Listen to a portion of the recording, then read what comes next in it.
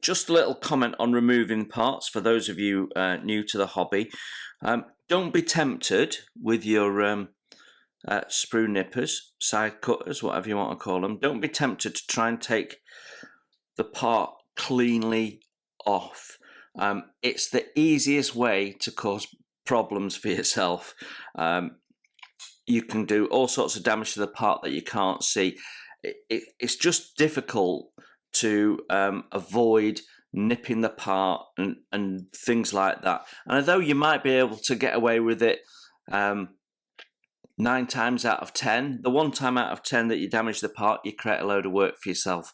So I always recommend removing the part, leaving plenty of sprue gate on the part, because it's easier to clean that part up once you've got it off your sprue. So as a general rule, I will cut as close to the sprue as possible and leave the gate on there, especially if they're thick gates, because you're much more likely to cause issues. So when you're cutting through the plastic, you're stressing the plastic, and if you're doing that closer to the part, then you're putting that stress in the part. And for very delicate parts, let's see if we've got one to hand. For very delicate parts, putting that stress on the part can cause it to bend, disform, snap even. So some people even use a razor saw to remove the sprue gates. I don't like doing that because of the stress you can put through the part doing that way as well. But there's more than one way of skinning cat, and it's personal preference. So I always cut well away, and sometimes I even cut that off, the part of the sprue off, so that I can get to cutting the sprue gate off easier on a cutting mat. And then when you've got it off, you can then nip a bit closer.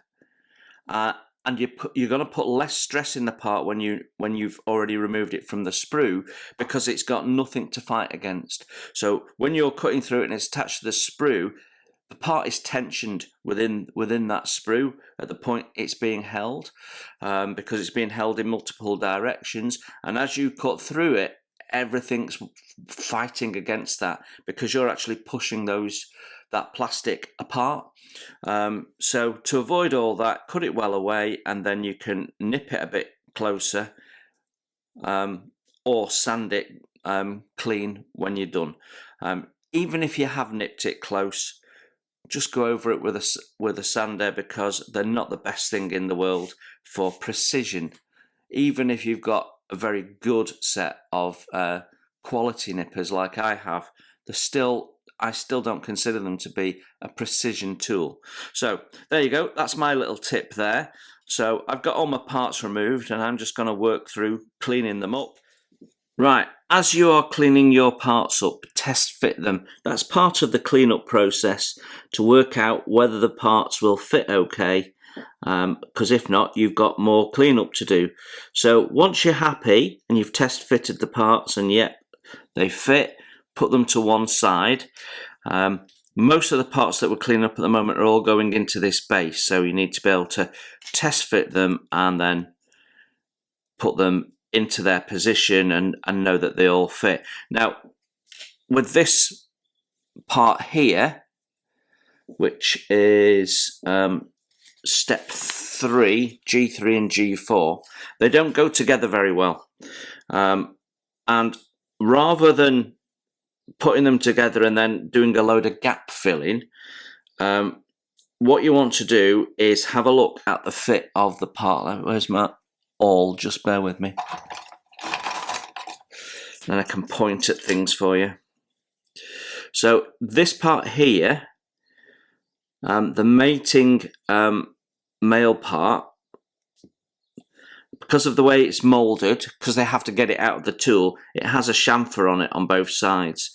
But this part, the female part, doesn't have a chamfer. So what you need to do is just tidy up the chamfer on this part. And I'm simply, because it doesn't matter how tight this is, I'm simply going to square it off with my knife blade. Now, if you're not confident enough to do that, do it with a bit of emery board or what have you.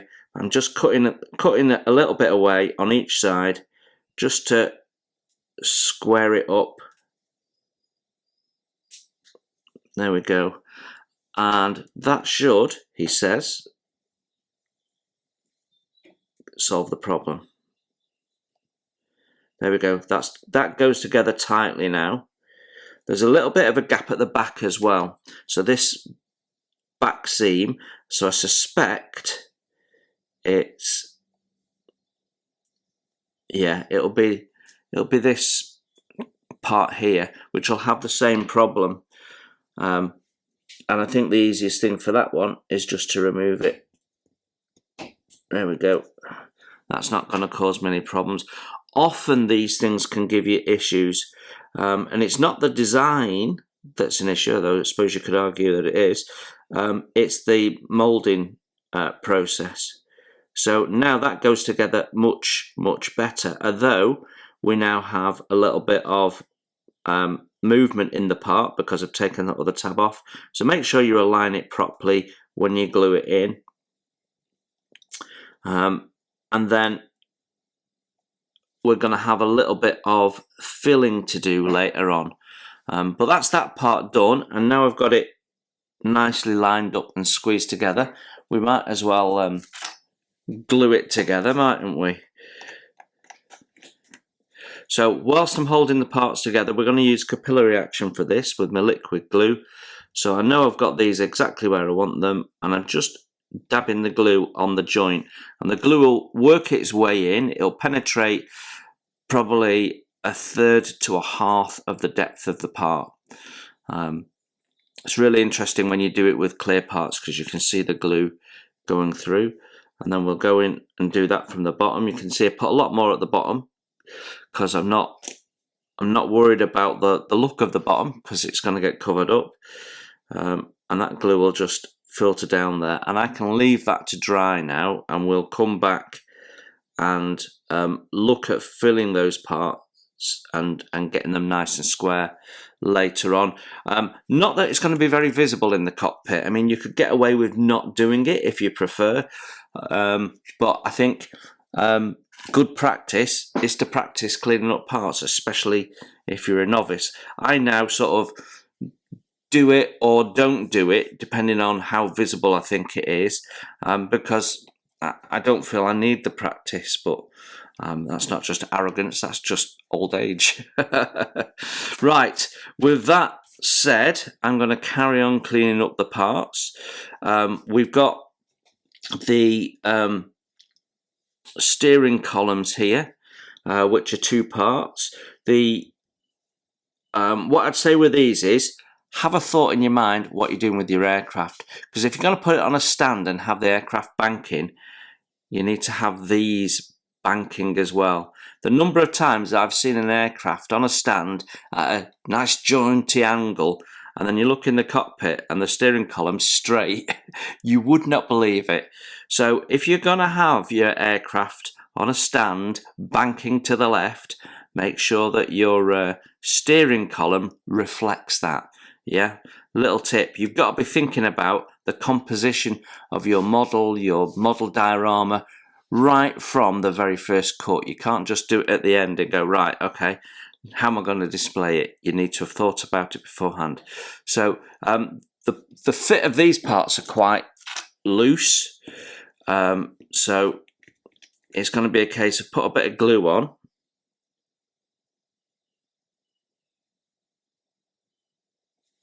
and then position it while the glue's making it tacky.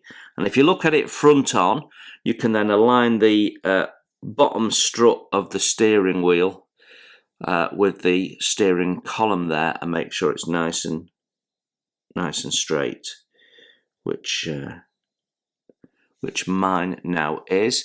And whilst that's drying, I'm just going to put it in a little clip, so I can stand that up, because if I put this back on the mat, it might knock that. So that's just going to let that dry in position. Right, I will come back to you when we're building up the seats, which are, they're like high chairs. They must, you know, there must have been a problem to get on them. They're like really tall stools, but with a chair on top. Yeah, you wouldn't want to have been a short pilot, would you? Right, another little tip for you to look out for when you're cleaning up your parts. My parts, it might be different in your kit if you're building the Airfix kit that I'm building, but my parts seem to have suffered from a slipped mould. So what we mean by that is when the parts are moulded, it's two plates, the two tool plates that come together, and then the plastic is injected into the middle, and then they come apart and you've got your parts. But if those plates slip, and I'm over exaggerating, but slip like that, you get a misalignment of the two halves of the part, and that appears to have happened on these parts, these G parts. So I had quite a lot of seam, heavy seam, on the steering columns, and I had to do a lot of work to clean them down and square them off. Now, on these seats here, on the frame that the seat sits on, the struts are all sort of dome shaped, sort of like that, and they shouldn't be that shape. And if you're not sure what shape they should be, have a look at the instructions, because the instructions have been drawn with the parts being perfect, and you can see when you look at the struts, they're all nice and square, and that's what they should be like. And we've got this dome partly because that's how they get it out of the tool. They can't have it square because it's difficult to get out, so it has to have a slight triangular shape to all of it. But because my mould has slipped, that's made that worse. So just double check your part against the instructions to see what it should look like. And here, where I can see I've got this sort of doming, I know I don't want that. I know that I want that to be nice and square, and so I will square it off and get that back to perfect. So sometimes scraping the seam isn't enough. You need to do the whole surface of the part, which was fairly easy because we can get in with the sanding stick there. It's not always. Sometimes you've got to do a bit more scraping until you've leveled the part off. So you can see visually when you've got it level, because you'll see the change from where you've sanded, and when you're sanding the full face of it, you know you've cleaned it up. And of course, visually, you're constantly looking at it, making sure everything looks square. There we go. So that's looking better. On the inside, I can't get in with my sanding stick, so then I'm going to use my scraper. You could use your back of your knife blade, as we've already discussed. And you're just going to go in and keep scraping until it's nice and flat. So yes, you're taking material down, but that's actually going to improve the scale aesthetics anyway. There we go. So actually quite a bit of cleanup on these parts, more than I was expecting, but it is a bit of an older kit now from Airfix. We wouldn't have as much cleanup on a newer kit. Fact.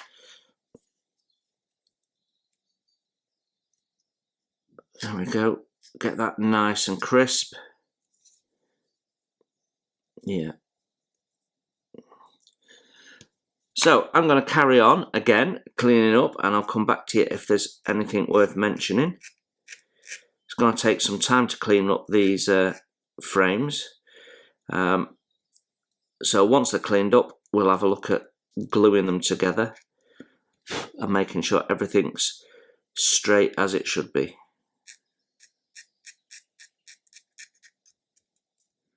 There we go. Now, if you've got little bits of, I'll just mention this as it's happening, you've got little bits of plastic that you can't get out from the corners, just a dab of liquid glue will just melt your, I call them fluffies, your fluffy bits of plastic and sharpen things up. Yeah, okay, right, I'm going to carry on. See you in a minute. Right, going to build up these chairs. So this is steps 6 and 7, but that'd be the same process for steps 8 and 9 as well. We're going to use the base as a jig because this is quite tricky. You're sort of coming in from multiple angles to try and build this thing up. So first thing we're going to do is put the first one in its position there, and yeah, it flops around a bit, but it's going to be good enough, don't worry. Then I'm going to put the second one in.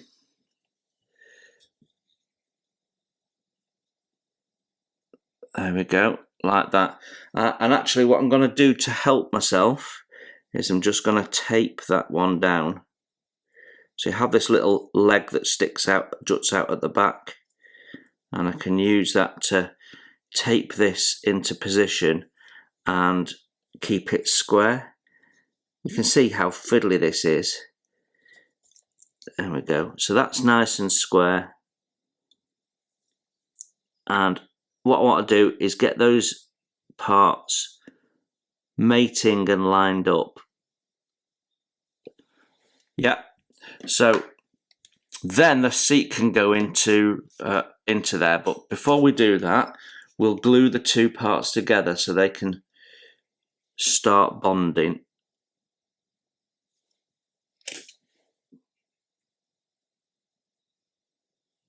That's also going to stop them from falling apart when we put the seat in, which is the next job. So what I'm going to do is I'm going to paint my liquid poly onto the bottom of the seat there, like so. And give that a sec. That's going to start getting tacky, and then because it's starting to penetrate into the plastic, you can see it flashing off. And then you put a second coat on top, and that sits on top of the first coat that's already melting into the plastic, so that sits there for a fair bit longer. It takes longer to flash off and gives you time to place your part. There we go. That is easier than trying to do it with two hands and hold it all straight. There we go. And now that's in, I can run some glue down the back of the chair.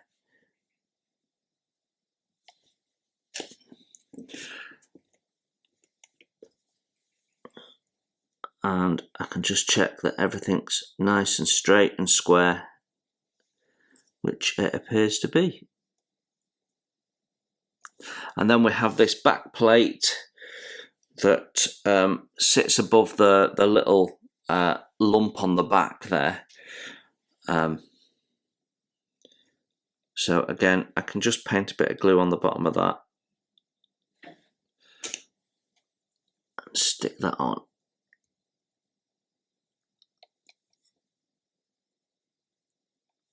Get the position nice and correct. Make sure everything's in as you want it. Then I can run a little bit more glue in just to make sure it's sat nice at the top. And there we go. That is our seat done. So I will let that dry before I remove it. Just checking that we've got everything in place properly. I don't think we have.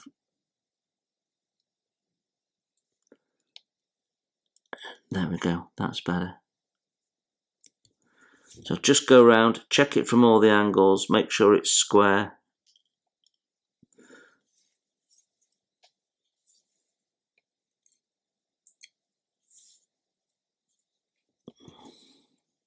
Yeah, good. I'm happy with that now. So that's our seat there assembled. So using that as a jig is really, really helpful. And we'll let that dry for a minute or two while I'm cleaning up the parts for the second seat. And by the time I've done that, we'll be able to remove that and then do exactly the same processing on this other one. And you know it's all going to fit.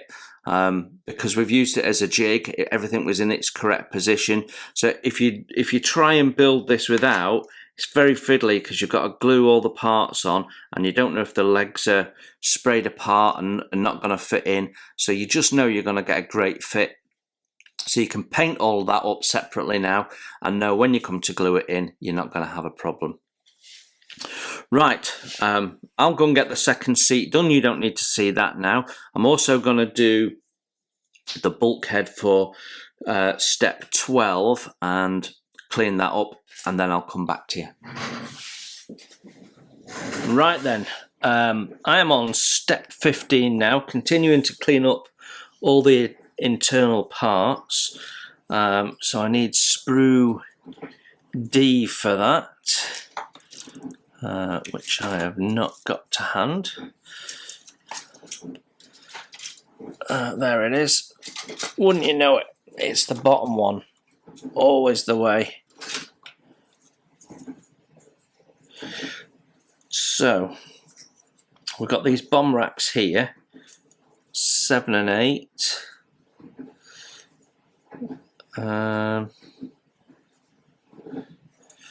And yeah, there's 7 there. So that's like the structure it goes on. And then the bomb racks are identical.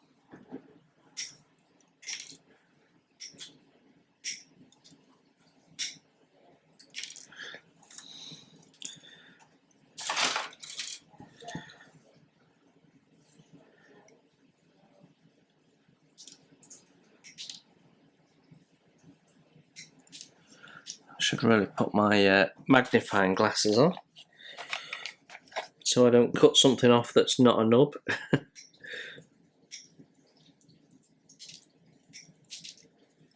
Okay, that's quite a few ejector pins there. Put them in my sprue bin. Right.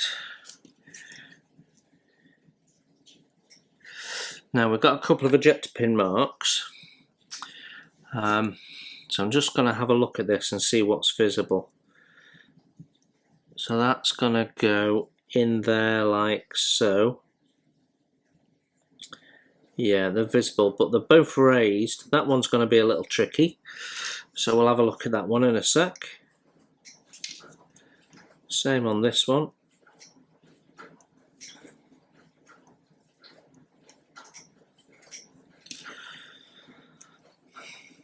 Okay, so I'm going to deal with them with a flat file because I can get in better than I can with a sanding stick, and because they're raised I can take that back quite quickly.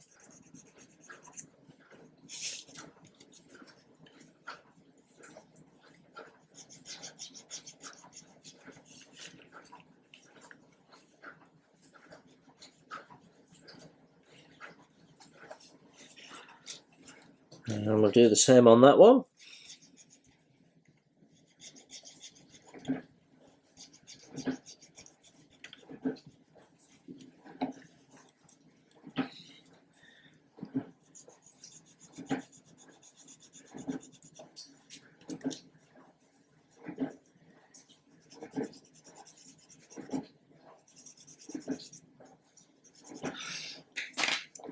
Okay, and then I'm going to go in with a little narrow sanding stick and just finish it off. Yep, nice and smooth.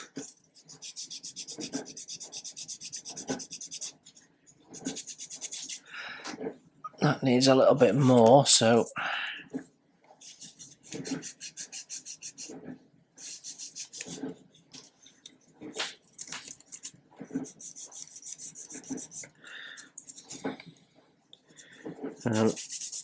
we've got a seam on the sides where the nubs are, so that's great. That's nice and easy to clean up.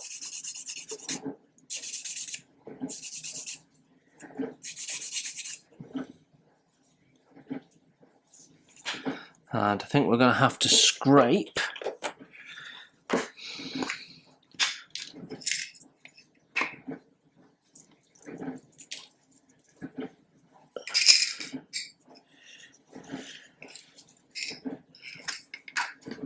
Okay, so we scrape the top. Now you're not going to see the top, I don't think, but because I don't know for sure, we're going to clean it up. It's the right thing to do anyway. And the inside of the legs.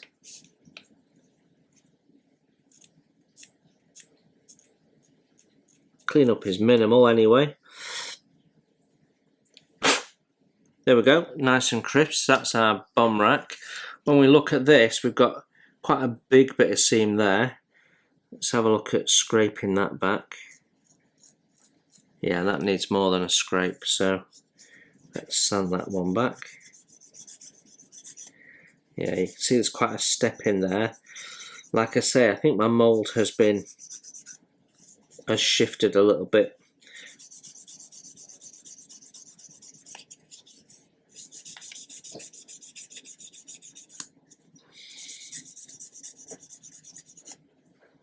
There we go, we're there now. Right, you can't get in underneath this strut, so that is a scrape job.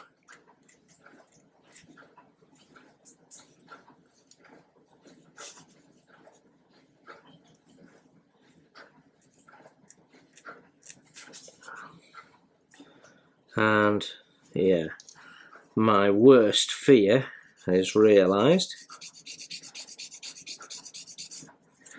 You are going to have to get in inside. Where's my awl? Going to have to get in here, all these gaps, and scrape it. You should be able to get in with the back of a knife blade.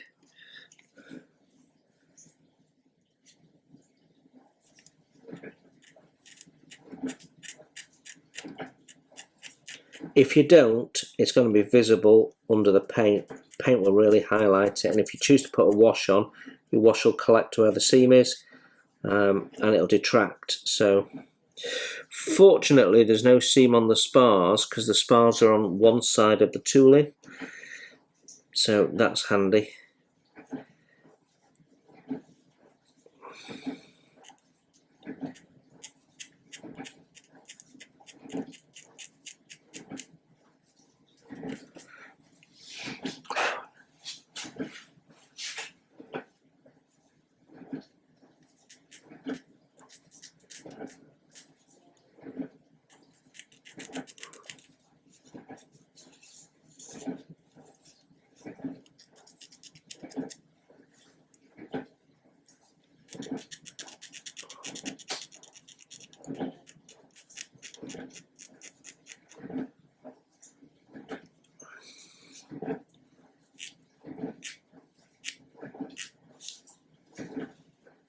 It's an awful lot of seam. I don't know, I'd be interested to know, is it everyone's kit like this, or is it I just felt lucky?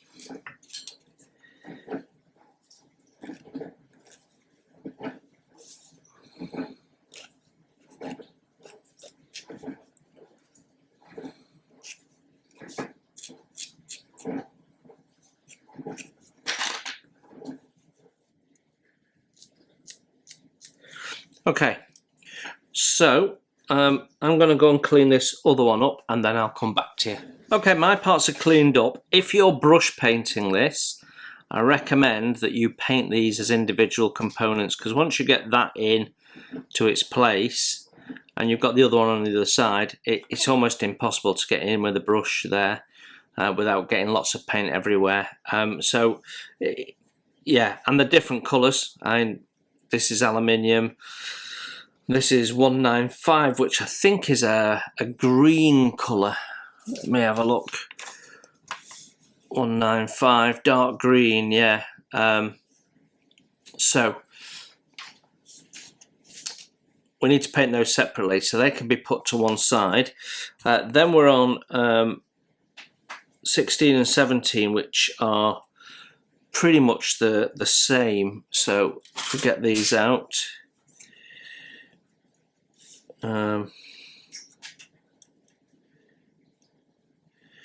same here, where you've got the frame is aluminium and the bomb rack is in this dark green colour.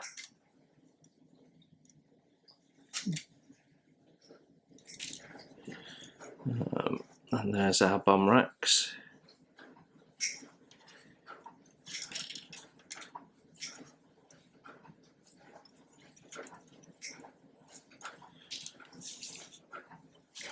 Okay, so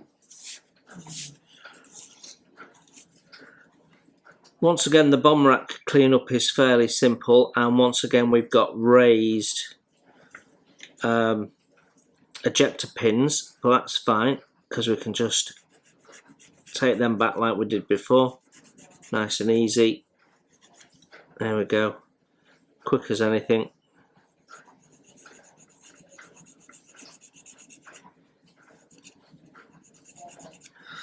And then we go over it with a sanding stick just to get out the lines left from the file, and make sure everything's nice and smart and even.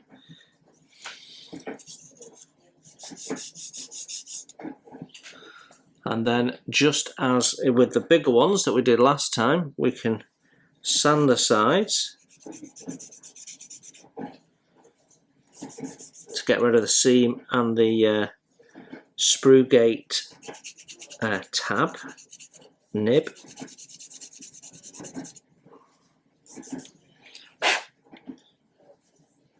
And we can scrape the seam off the top.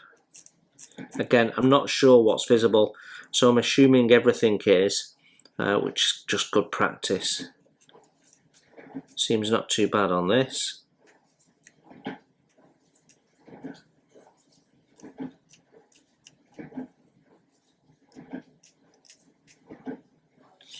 Okay, so that's easy enough.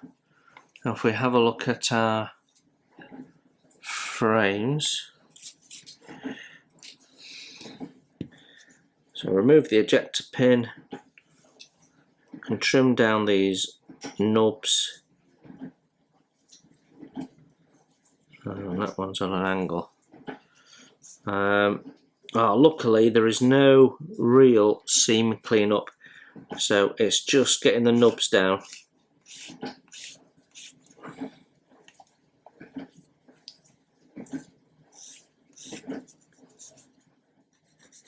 You have to be careful here that you don't change the degrees of the chamfer on this bit.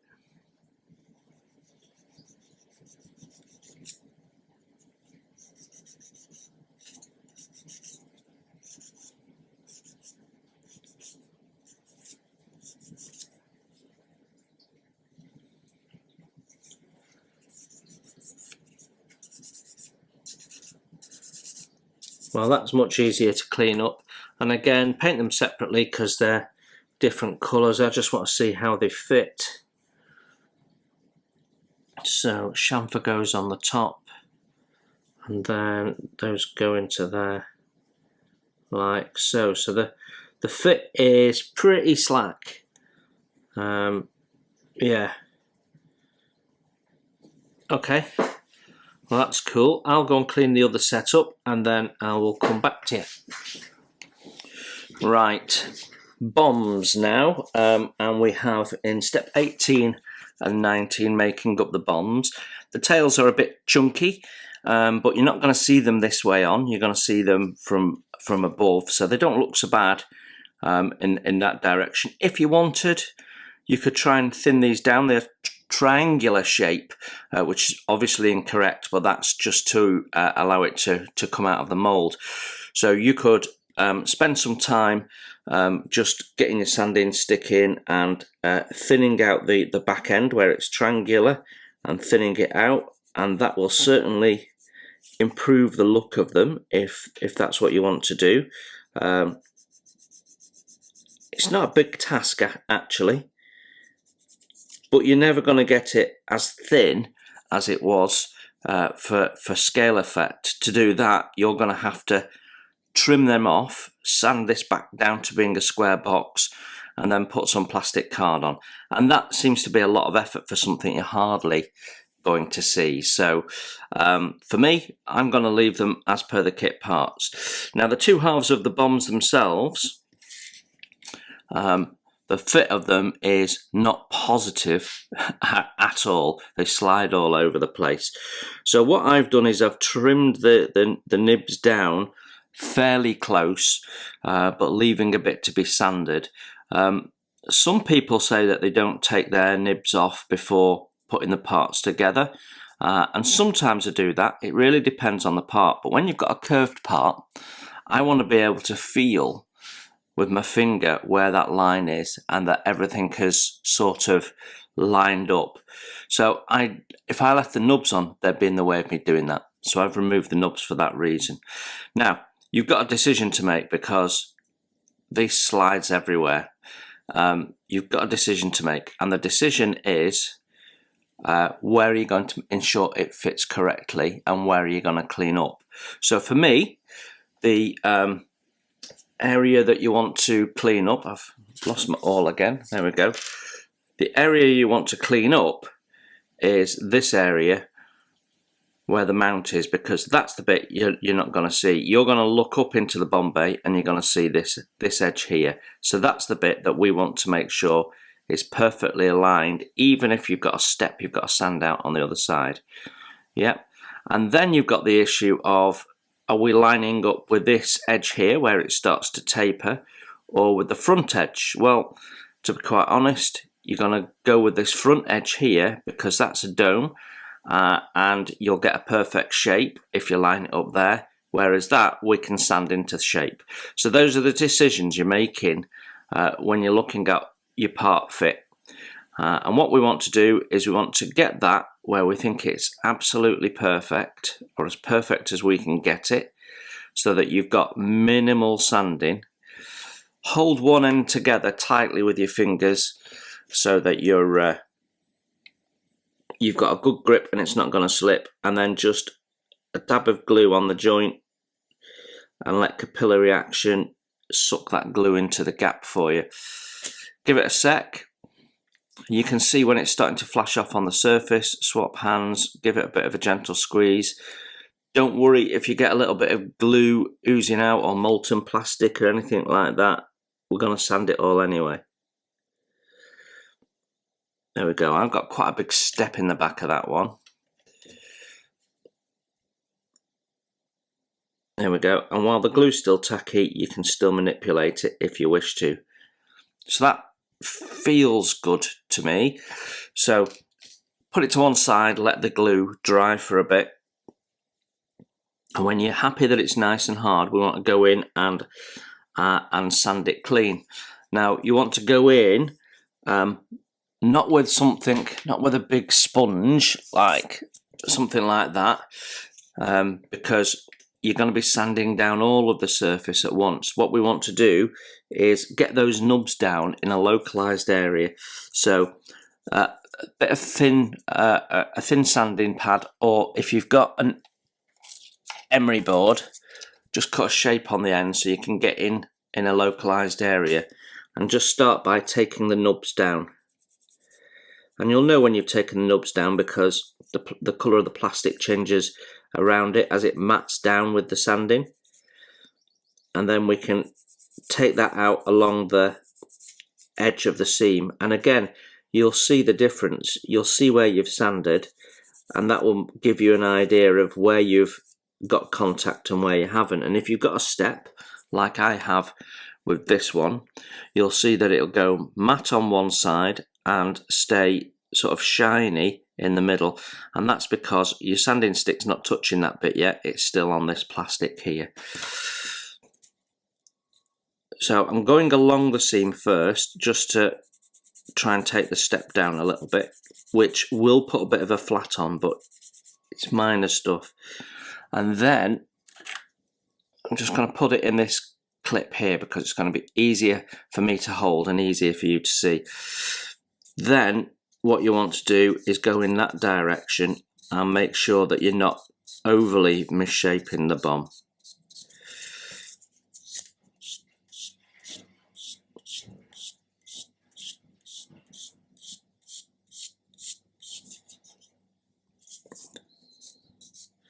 And when you think you've got the seam out, and I haven't quite yet,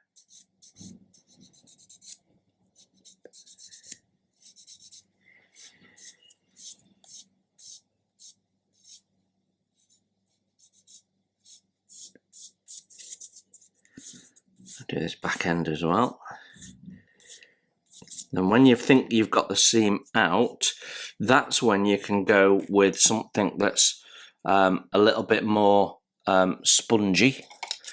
So got this here. This is a 220 grit, and I can press down with this and it'll conform to shape.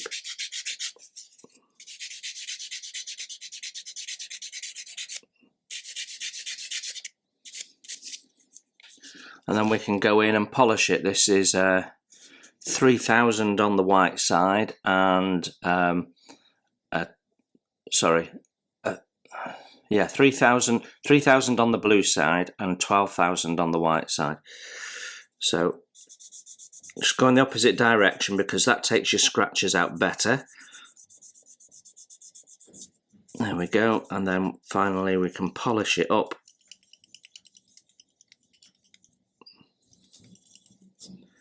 There we go, and that looks as good as if it was a seamless joint.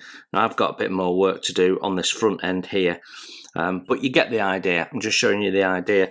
Little tip from me, if you hold these things in little clamps, it makes it easier for you to hold. Yeah, you've got less strain on your fingers.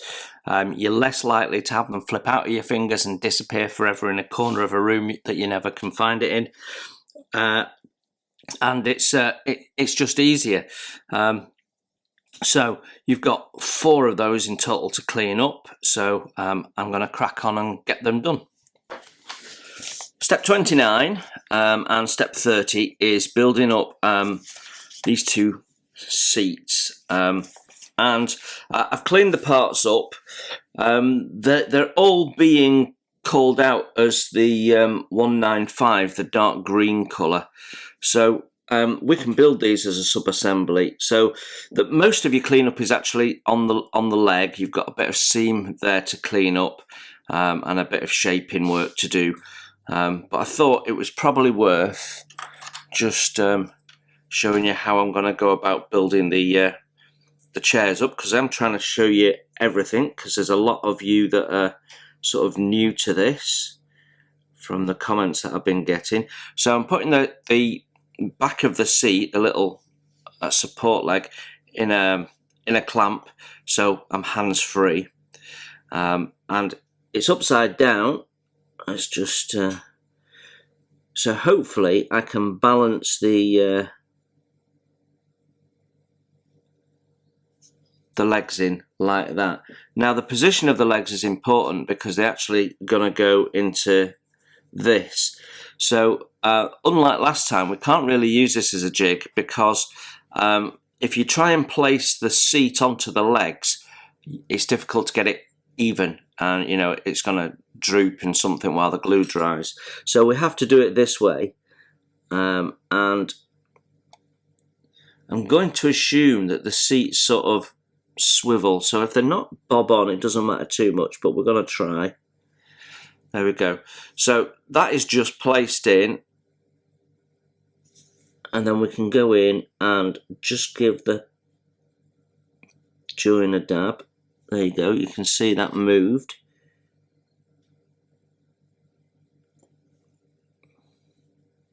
Just make sure it's nice and flat. So we want to make sure that all the way around the plastic is making contact. Yeah, that looks good. And when you look at it forward on, it looks like it's square. So just check. You've got time to manipulate things. There we go. So let's just quickly do the other one.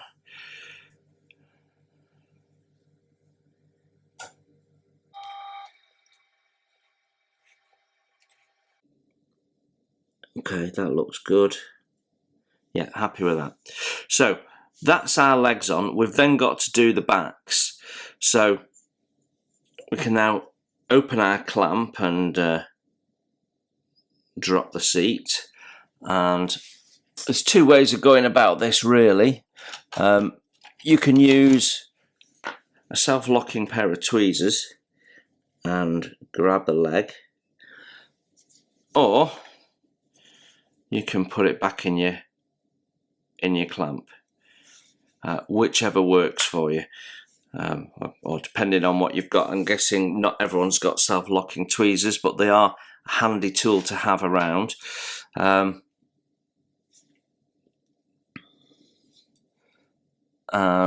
where's my other tweezers? There we go. So we've got a little groove in the back, which is the location point for the back of the chair. So I'm going to tip that on its side so that it's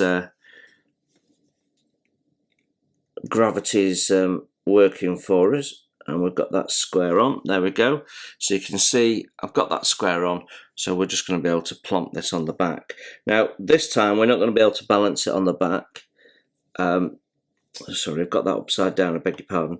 We're not going to be able to balance it on the back dry. So what we're going to do is we're going to do the sticky glue trick. I don't know if that's its official name, it's just something I call it. But what we're going to do is we're going to put a little bit of glue on and just give it a moment. So what happens when you put a liquid poly on, no matter what the thickness of it, it starts to seep into the plastic, and it makes the plastic go a little bit tacky. And then if you put a second dollop of glue on, that floats on top of the first one that's already eating into the plastic.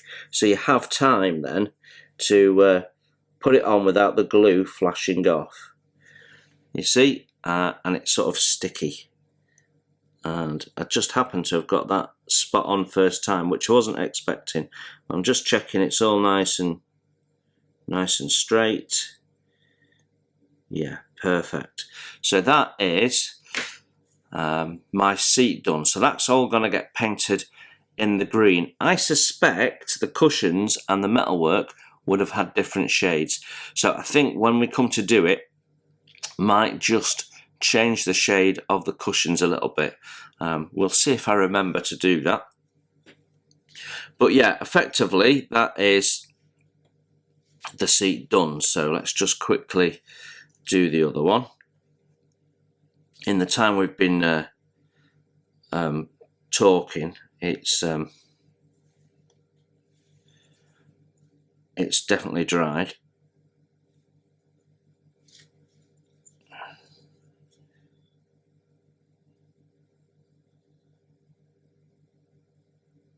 Just trying to get it in a sort of straight position. That's not working. Let's try the tweezers.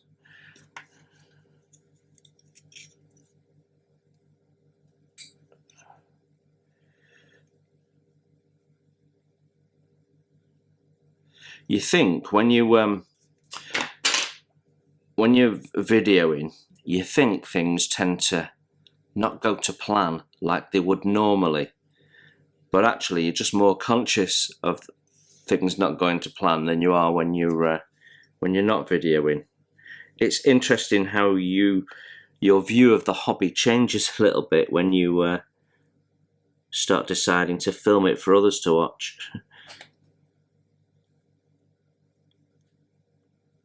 There we go.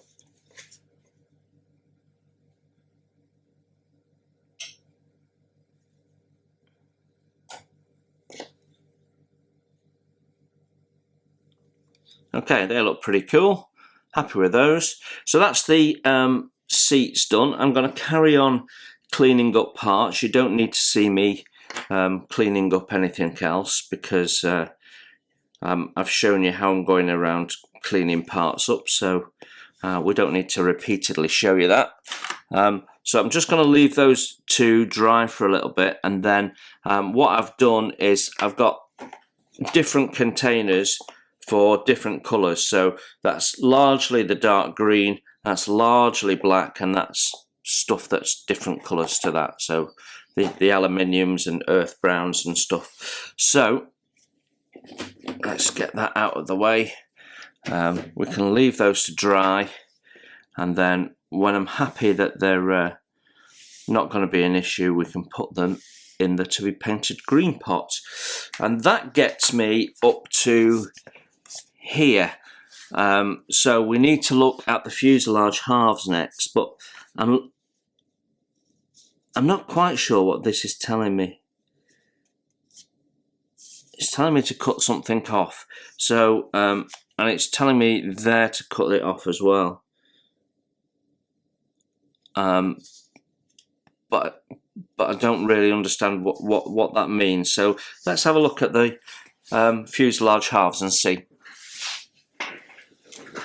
Okay, I've worked out what it is, and I thought I'd just talk you through it because you need to make sure you don't miss this.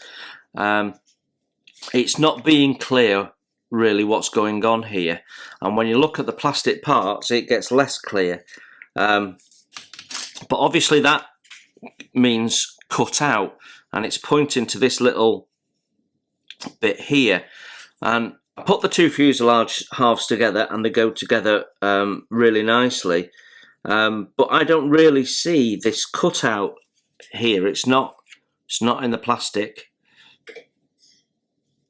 What I do have is a roof rib that stops short, and I think that's where that little cutout should be, but on both halves I've not really got a cutout. At the most I've got a tiny dimple in the plastic.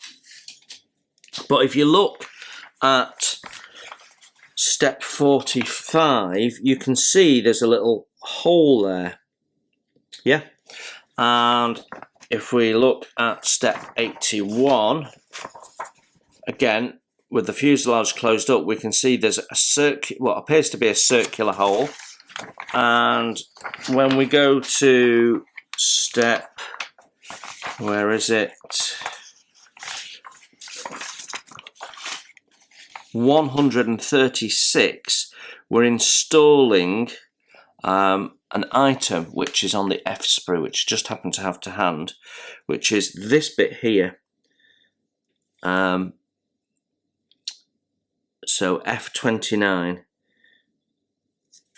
which is wrong on the sprue. They've got it wrong, so which has added to the confusion. So this part here is F28, but they've attached the tab and the number for 29, which should be on this bit of sprue. They've attached it on that one, so you've got two numbers for that part, but that is actually 28. That should be attached there, so that's F29, and it's this that they want you to be able to install, and it is a round or semi-circular peg.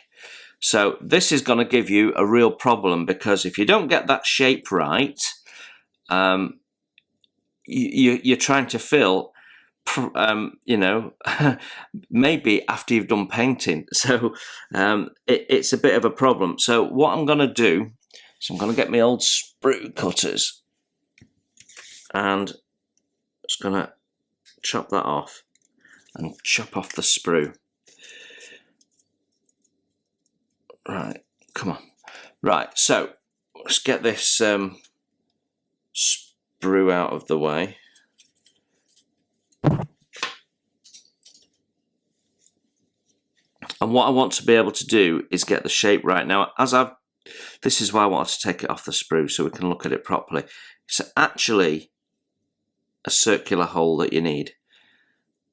And that's what I'm trying to understand. So, if we go back to what we're trying to do, and our instruction to cut it out,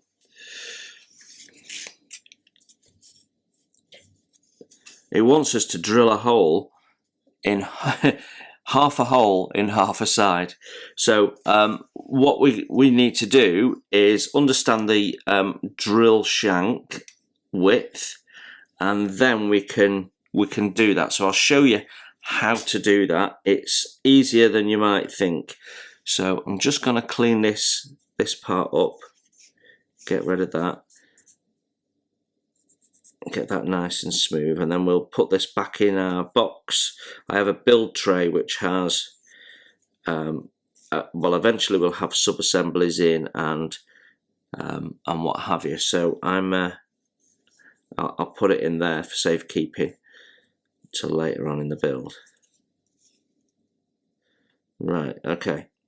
So I've cleaned up just the pin that needs to go into here, and you can see when I put that in, that actually goes beyond the full length. So yeah, that's what we need to do. So let me work out what we need in the way of drill bit size, and then I'll come back to you. So I went to get my digital calipers and the battery was dead. So I went to my drawer of spare batteries and I didn't have one that fitted. How annoying is that? I don't know how I've managed to do that. Usually when I use a last battery I go immediately buy some more, so I've always got some. So I don't know what's happened there. So I'm on my emergency backup calipers, which I haven't used for quite some time. They're not dead accurate. You can see that they're cheap and not made with any accuracy at all, but they do basically work. So let's close this up a little bit and try and there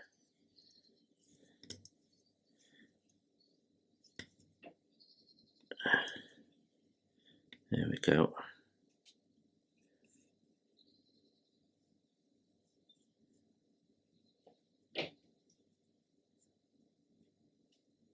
So that's my depth. So all I need now is a drill shank that's similar size. So I'm going to try this one first.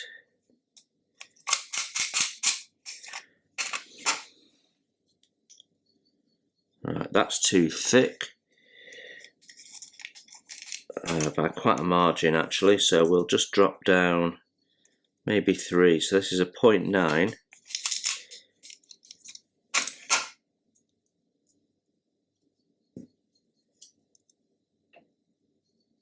Also too thick.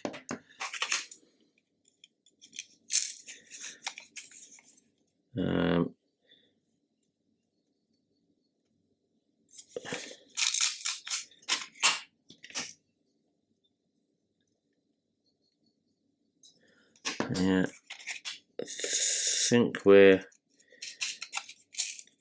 you'd think that they'd do a sort of a standard size, a 0.5 millimeter or a 1 millimeter peg, but it doesn't appear to be the case.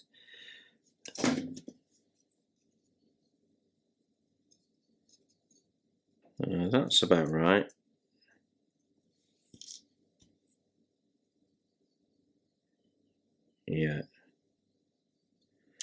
Yeah, that's about right. Okay, so that is, what's that?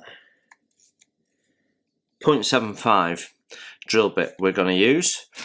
So let's just move those out of your shot. Okay, so to make a half hole, what we're going to do is we're going to use the cutting part of the drill bit, and we're basically going to rub it. So here's our little dimple, tiny little dimple there, so we can mark that out with pencil, and that's the line we need to follow. Now it can be a little bit difficult, so I'm going to get a razor saw to start with, and this is the idea, is to stop the drill bit wandering as we do this.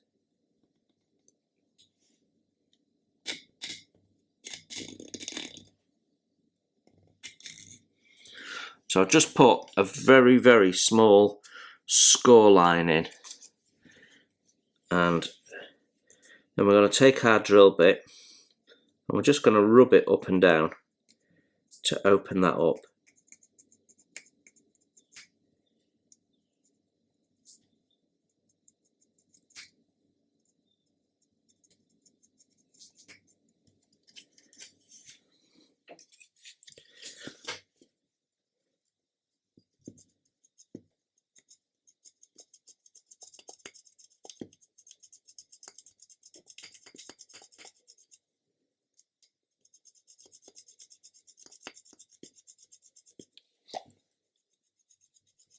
Sorry, that's shaking the camera.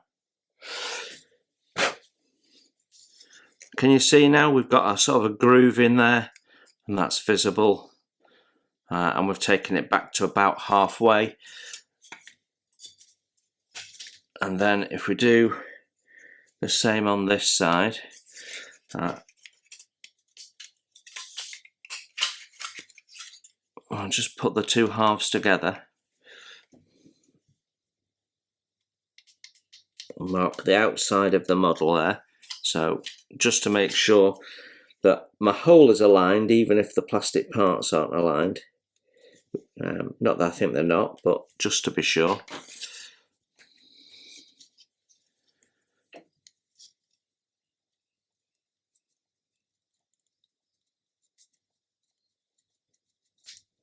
There we go.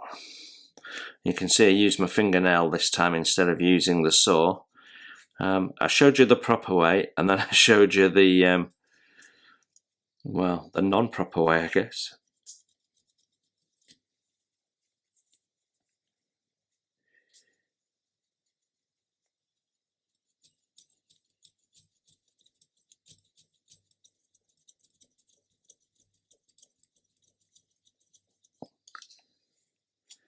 Okay.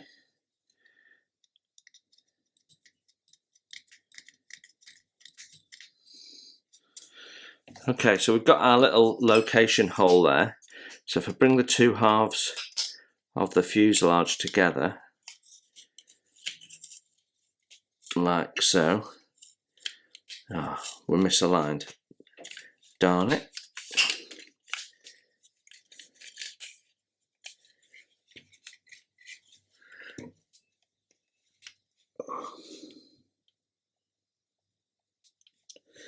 Don't know how I've managed that, but I have. Well, we can fill that. Right, let's do it properly then, shall we?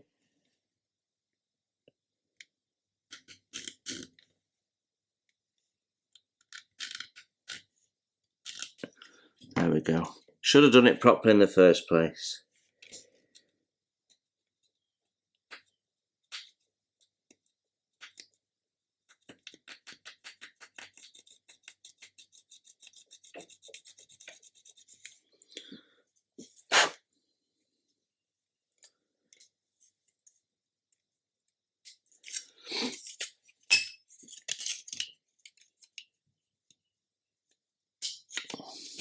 There we go. When you do it properly, it works. Strange that, isn't it?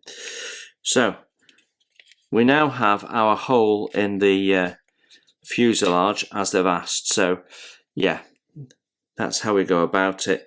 And I can open it up with my reamer, but actually, my drill's going into that now. And is through the other side. So, I've got a hole that should allow this to peg in. So shall we try it? There we go, job done. So I'm happy that that solution's worked. So we'll just put the part in its tray, and yeah, and I've just got a small bit of remedial work that I created. Okay, so cleaning up the fuselage halves is the next job, and I'll show you that because of this bit here. So let's do that. Thanks for watching. Please hit the like button and subscribe if you haven't done so. It's free, and that way you won't miss my first impressions, my tool reviews, my product reviews, and any of my builds, including wooden model kits as well as plastic. It's all free, and if you'd like to support the channel, you can hit my PayPal link in the text below. Every pound goes straight into the channel to keep the cameras rolling and to do more fun stuff for you to watch.